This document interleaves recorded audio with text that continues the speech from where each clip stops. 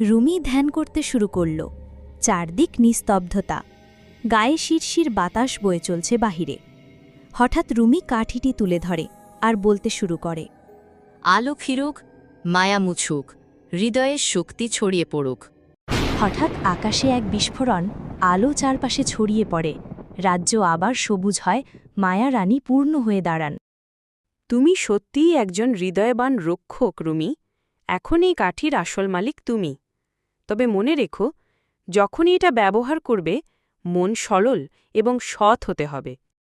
আপনার রাজ্যটা অনেক সুন্দর, আমাকে চারপাশ দেখাবেন? এর একটু পরেই রুমিকে রাজ্যের চারপাশ ঘুরে দেখায়, অতীতের গল্প বলে। আর ছোট ভাই জনি তাদের পাশে পাশেই ছিল। তখন মায়া বলে, আচ্ছা রুমি, তোমার কোনো ইচ্ছে নেই? আমার ইচ্ছে, আমি একদিন শিক্ষক হব আর গ্রামের সব বাচ্চা